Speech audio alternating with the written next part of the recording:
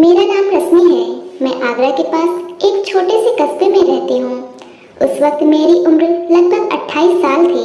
मेरी एक 9 साल की बेटी थी और मेरे पति का नाम आकाश था, जो ऑटो चलाया करता था। मेरे पति को हमेशा ही बेटे की बड़ी शौक थी, लेकिन जब मेरी बेटी इस दुनिया में आई तो डॉक्टर ने कह दिया, इसके बाद दोबारा कभी माँ नहीं बन सकती। बच्चे की और माँ की जान बच गई, इतना ही काफ़ी है, मेरे पति ने सबके सामने कहा था। मैंने जल्दी शादी इसलिए की थी कि जल्दी जल्दी बेटे हो जाएंगे तो आगे चलकर मेरी कुछ मदद करेंगे, लेकिन अब इन दोनों का क्या करूं? लेकिन इस औरत ने तो मेरी सारी उम्मीदें तोड़ दी। अब मैं इससे छुटकारा पाकर दूसरी शादी करूंगा। मुझे 12 साल हो गए, मेरे पति ने मुझे अभी तक नहीं छोड़ा और ना ही किसी दूसरे से शादी की और ना ही दिल्ली गए। इसलिए नहीं कि वो मेरे साथ वफादार थे, बल्कि इसलिए क्योंकि उसे पता था अब कोई भी उससे शादी नहीं करेगा, क्योंकि सारे मोहल्ले और रिश्तेदारों में यह लापरवाह इंसान के रूप में मशहूर था। उसने अपना ऑटो भी बेच दिया था और सिलाई करके मैं अपना घर चलाती थी। कभी कभी वह कहीं से थोड़े पैसे ले आता। सबको पता था उसकी कहीं से कोई कमाई नहीं है। जाहिर है कौन उसे अपनी बेटी देगा। शादी करने वाला वजह भी तो पूछेगा कि पहली पत्नी से तलाक किस वजह से हुआ था। इधर अब मेरी बेटी भी मेरे कद जितनी होती जा रही थी। जिसका नाम रूपल था, वह बहुत ही ज़्यादा खूबसूरत दुबली पतली थी। और यह बड़ी अजीब बात थी कि हमारे खानदान में यह पहली लड़की थी जो बहुत ज़्यादा गोरी थी। लेकिन मेरी बेटी बहुत ज़्यादा मासूम थी, क्योंकि मैंने सारी ज़िंदगी उसे अपने सीने से लगाकर छिपा कर रखा था। यह सोच करके मेरी एक ही बेटी है, दोबारा कोई बच्चा नहीं हो सकता। अगर उससे भी कुछ हो गया तो मैं बे औलाद हो जाऊंगी। इसलिए मैंने उसे सारी ज़िंदगी ज़रूरत से ज़्यादा ही हिफाजत से पाला है। और उसका नुकसान यह हुआ कि मैं ज़रूरत से ज़्यादा ही मासूम थी। उसे किसी बात का पता नहीं था। मैं उसको लड़कियों के साथ खेलने जाने के लिए नहीं छोड़ती थी। इस तरह उससे किसी से भी दोस्ती नहीं हुई और उसने मोहल्ले की लड़कियों के साथ ज़्यादा वक्त नहीं गुजारा। मैं उसे शादियों में भी लेकर नहीं जाती थी। इसके अलावा हम गरीबों का और कौन आना जाना होता है। लेकिन मैं सोचती रहती कि मैं उसके साथ हूँ, सारी ज़िंदगी में ध्यान रख लूँगी। मैं तो उसे बाहर के खतरों से बचा रही थी। मुझे क्या पता था कि कभी कभी खतरे अंदर नुमी भी होते हैं। खैर, यह तो एक लंबी बात है। जब मेरी बेटी थोड़ी जवान हुई तो मेरे पति ने उससे बहुत ज़्यादा प्यार करना शुरू कर दिया, जबकि सारी ज़िंदगी उसे धुतकारता आया था। कहता था कि तेरी वजह से तूने अपनी माँ का बांझ बना दिया और मेरे बच्चे इस दुनिया में आने से रह गए, नहीं तो मुझे 10 बेटे पैदा करने थे। लेकिन यह सब तो किस्मत का खेल था। मैं कहती थी कि इसमें मेरी बेटी का क्या कसूर है, लेकिन अभी तक वह मेरी बेटी से नफरत करता था, उसे ताने देता था, उसे अपने साथ कहीं लेकर नहीं जाता था, उसे अपनी बेटी नहीं मानता था, उसके सर पर प्यार से हाथ नहीं रखता था। लेकिन आज तो मैं सामने का मंजर देखकर हैरान रह गई। मेरी बेटी को अपने पास बिठा रखा था और उससे बहुत प्यार से बातें कर रहा था और कह रहा था कि तुम्हारे लिए क्या लेकर आऊँ, मैं 1-2 दिन के लिए शहर जा रहा हूँ। मेरी बेटी भी हैरान नजर आ रही थी। उसने कोई चीज़ बता दी और उठकर कमरे में चली गई। मैंने अपने पति से कहा, आजकल बहुत प्यार आ रहा है अपनी बेटी पर। तो कहने लगा कि बस अब मैं बूढ़ा हो गया हूँ, मुझे एहसास हो गया है कि हमारे बुढ़ापे का सहारा है। मैं भी तो पागल था, ऐसे ही सोचता था कि नस्ल बढ़ जाएगी, लेकिन अगर मेरे नसीब में नहीं है तो मैं क्या कर सकता हूँ। मैंने तेरे साथ नहीं, ऊपर वाले के साथ जिद लगाई थी और ईश्वर के साथ जिद नहीं लगानी चाहिए। अभी यह मेरी बेटी है और मैं बहुत प्यार करूँगा। यह सुनकर मेरी आंखों में आंसू आ गए। चलो, इस इंसान को थोड़ा समझ तो आया। और मैंने उसे कहा, अब तो मेरी बेटी जवान हो गई है, अब 2-3 साल में इसकी शादी हो जाएगी और फिर हमारी बेटी हमें छोड़कर अपने ससुराल चली जाएगी। लेकिन तुमने इतने साल बर्बाद कर दिए। कितनी प्यारी बच्ची थी हमारी, जब छोटी थी कैसे बात बात पर आकर तुम्हारे पीछे पीछे जाती थी, तुम्हें पापा पापा कहती थी और तुम उसे गोद में भी नहीं लेते थे। इस बात पर मेरे पति की आंखों में आंसू आ गए। उसने कहा, मैंने सच में काफ़ी सारा वक्त बर्बाद कर दिया, लेकिन अभी भी देर नहीं हुई। जब बेटी बहुत छोटी थी तो मैं उसको उसके पिता के साथ नहीं छोड़ती थी या सोचती थी किसी दिन उसको गुस्सा ना आ जाए और वह मेरी बेटी को मार डाले। अब यकीन हो गया है उसके दिल में वाकई उसकी बेटी के लिए प्यार जग गया है। आखिर वह उसका बाप था, कोई सौतेला नहीं। हमारे दिन इसी तरह गुजरने लगे। यह दोनों बाप बेटी बहुत ही ज्यादा करीब आ गए। जो लम्हे इन्होंने एक दूसरे के साथ नहीं गुजारे थे अब वह गुजार रहे थे। वह मेरी बेटी को अपने साथ बाजार भी ले जाता, इसलिए तोहफे भी लेकर आते थे और खाने पीने की कोई ना कोई चीज जरूर ही लेकर आते थे। मुझे आजकल एक नौकरी मिल गई थी। एक सेंटर था जहाँ पर जाकर मैं कपड़ों की सिलाई करती थी और एक सूट के साथ काफी अच्छे पैसे बच रहे थे। मैं घर में कपड़े सीती थी तो घर के कामों में लग जाती थी। वहाँ पर जाती थी तो दिमाग काम की तरफ ही लगा रहता था। पहले मैंने यह काम करने से इनकार कर दिया, लेकिन जब सोचा कि मेरे पति हैं मेरी बेटी का ख्याल रखने के लिए, जवान बच्ची को घर में अकेला छोड़कर तो नहीं जा सकती थी, लेकिन आजकल घर के हालात कुछ और ही थे। इसलिए मैंने सोचा मैं यह काम कर सकती हूँ और मैं यह काम करने के लिए रोज जाती थी। मेरी बेटी रोज मुझे खुशी खुशी बताती थी, आज पापा ने मुझे यह चीज ला कर दी, आज वह मेरे लिए सूट लेकर आए और आज हम सैर करने गए थे। मैंने गोलगप्पे भी खाए थे, आइसक्रीम भी खाई। लेकिन कुछ दिनों में मेरी बेटी मुझे यह सब बातें नहीं बता रही थी, बल्कि कहीं खोई खोई हुई थी। मैंने कहा क्यों आजकल पापा के साथ बाहर नहीं जाती हो? तो कहने लगी जाती हूँ तो फिर मुझे क्यों नहीं बताती कि पूरा दिन क्या किया? मैं तो काम ही करती रह जाती हूँ, तुम दोनों के तो मजे होते हैं, मुझे बताया तो करो। कम से कम मैं सुनकर ही खुश हो जाया करूँगी। मैं अपनी बेटी से मुस्कुराकर बात कर रही थी क्योंकि मैं उसके लिए खुश थी, लेकिन वह बिल्कुल भी खुश नजर नहीं आ रही थी। मेरी बेटी बीमार रहने लगी, कभी कहती कमर में दर्द है, कभी कहती मेरी टांगों में दर्द है। मुझे समझ नहीं आ रहा था उसके साथ क्या हो रहा था। एक ही डॉक्टर थी हमारे पूरे गांव में, उससे बात की तो उसने कहा बच्ची जवान हो रही है इसलिए यह सब कुछ हो जाता है, तुम ज़्यादा फिक्र मत करो। जब इसे दर्द हो तो दर्द की गोली दे दिया करो, इसकी खुराक बेहतर करो, दूध वगैरह दिया करो तो ठीक हो जाएगी। मैंने कहा ठीक है। मैंने उस बात पर ज़्यादा ध्यान नहीं दिया, पर अजीब बात यह थी कि आजकल मेरा पति वैसे तो बहुत खुश था, उसका मूड भी बहुत अच्छा था। काफ़ी दिनों से उसने मेरे साथ झगड़ा भी नहीं किया था, घर में पैसे भी ला रहा था, लेकिन मुझसे दूर दूर भाग रहा था। हमारी कौन सी अभी इतनी उम्र हुई थी, और अगर वह इतना ही खुश था तो थोड़ी सी मोहब्बत मेरे साथ भी तो बांट सकता था। सारी जिंदगी तो मेरे साथ लड़ता ही आया है, लेकिन वह मुझसे ऐसे दूर भाग रहा था जैसे मैं उसके लिए गैर हूँ। मैं उस बात पर थोड़ी हैरान थी, लेकिन मेरा इतना काम था कि मेरे पास कुछ और सोचने और करने के लिए वक्त ही नहीं था। एक दिन मैंने अपने पति को कहा अपनी बेटी के लिए कोई रिश्ता देखते हैं। उसने कहा कि अभी से। तो मैंने कहा रिश्ता होते हुए भी तो 2 साल लग ही जाएंगे और शादी भी तो जवानी में ही होनी चाहिए। अभी तक हम लोग भी तो जवान हैं और देखो भगवान की करनी हमारे बच्चे भी जवान हो गए। हमने कौन सा इसे नौकरी करवानी है, जब कुछ नहीं करवाना तो शादी करवा देते हैं। मेरे पति ने कहा नहीं अभी तो नहीं, अभी तो यह बहुत छोटी है, मैं तो इसकी शादी 20 साल की उम्र तक ही करूँगा। जब यह 20 साल की नहीं हो जाती मैं इसकी शादी नहीं करूँगा। मैंने कहा 20 साल तो बहुत ज़्यादा है, 18 साल सही है। तो उसने कहा नहीं, जब लड़की समझदार ना हो जाए उसकी शादी नहीं करनी चाहिए, इससे पहले उसकी शादी करना जुर्म होता है। मैंने कहा काश मेरे बारे में भी कोई ऐसा सोच लेता, तुमने तो मुझ पर 16 साल की उम्र में ही जुर्म करना शुरू कर दिया था।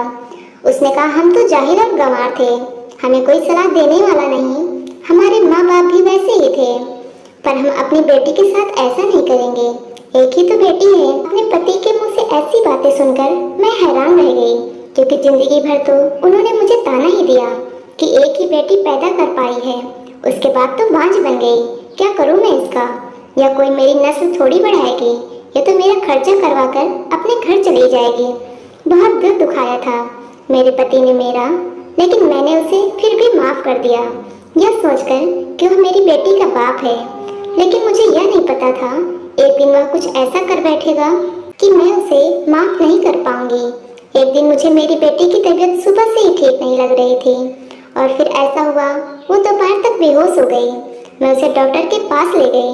डॉक्टर ने बात बताई, मैं सुनकर हैरान हो गई। मैंने कहा, नहीं, मेरी बेटी ऐसा बिल्कुल भी नहीं कर सकती। उसने कहा कि आपकी बेटी के साथ वही हो रहा है जो नहीं होना चाहिए।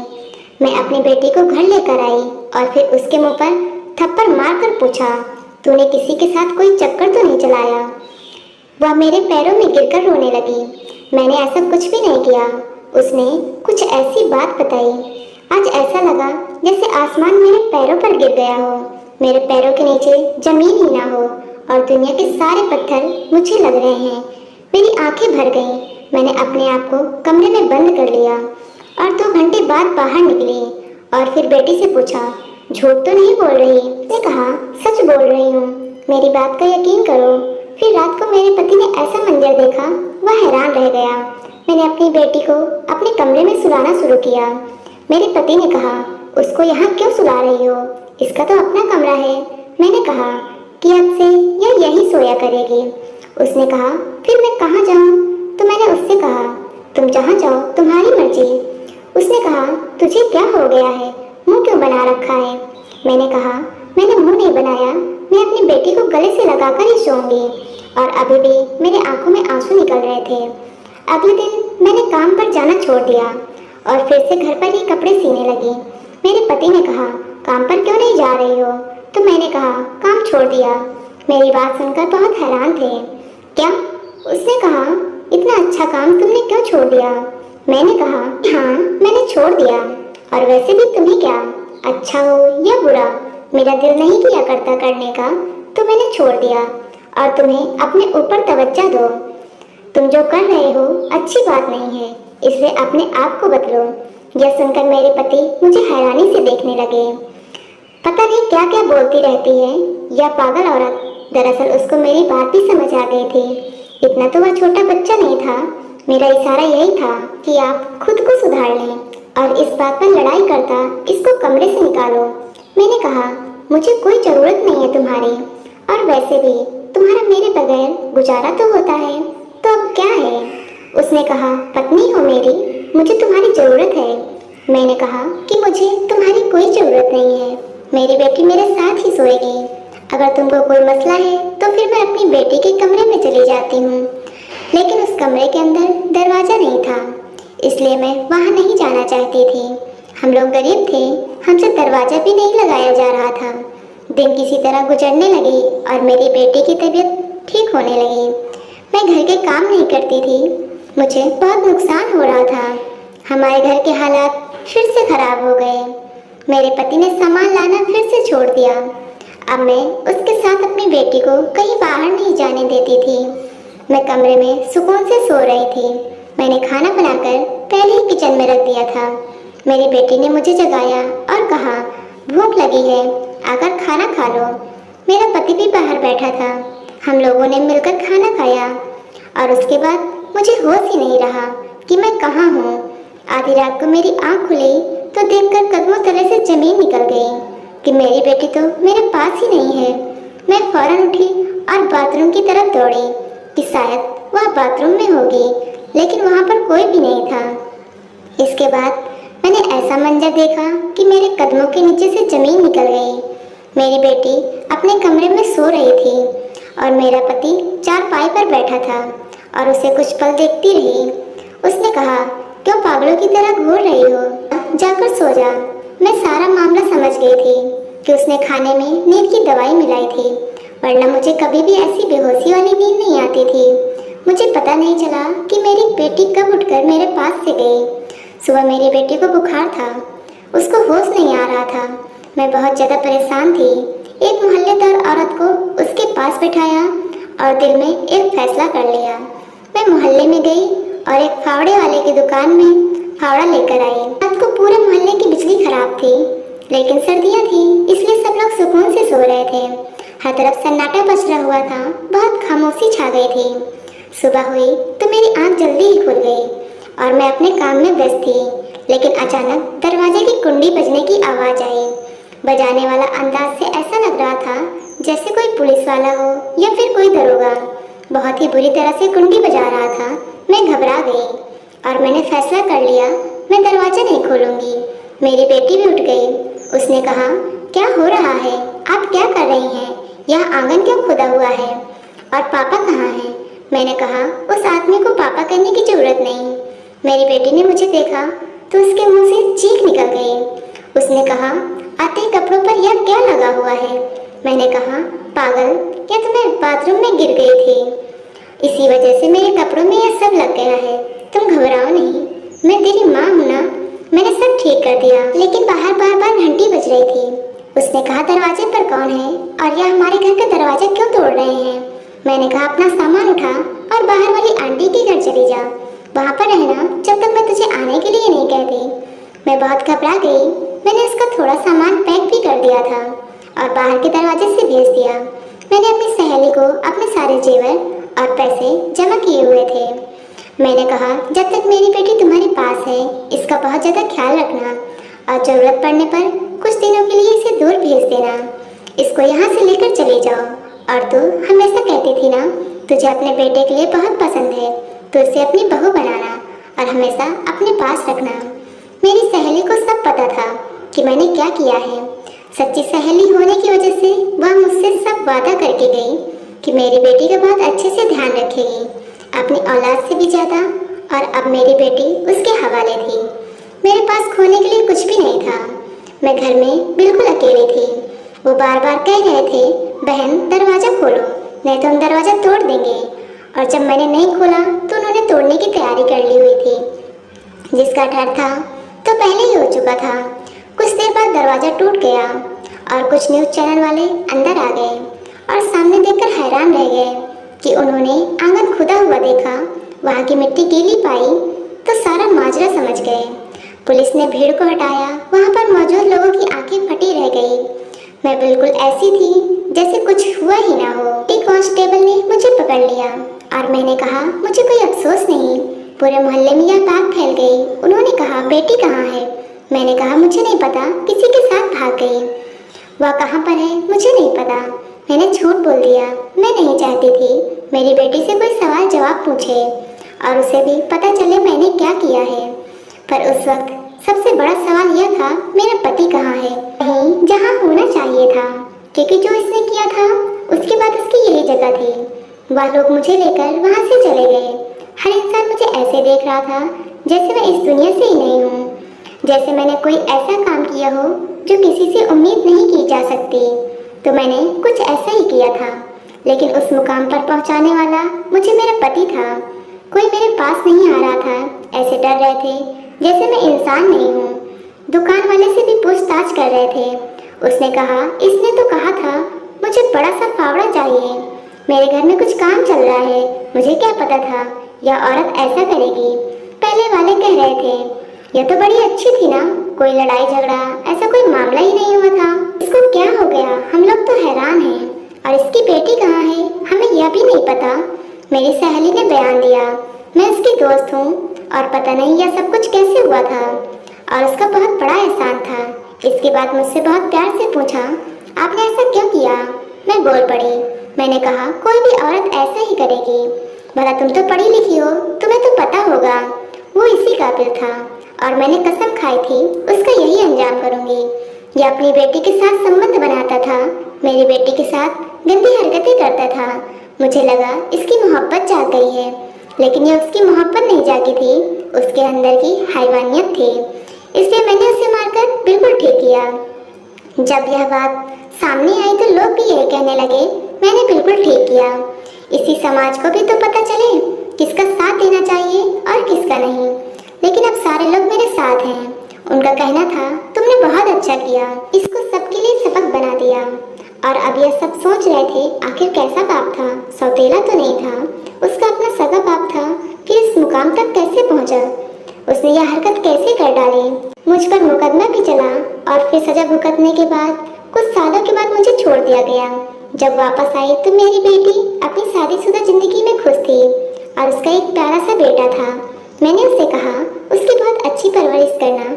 मेरी बेटी मुझसे गले लगकर फूट फूट कर रोने लगी, क्योंकि उसे अखबार में सब कुछ पता चल गया था। दोस्तों, उम्मीद करती हूँ आपको यह कहानी पसंद आई होगी।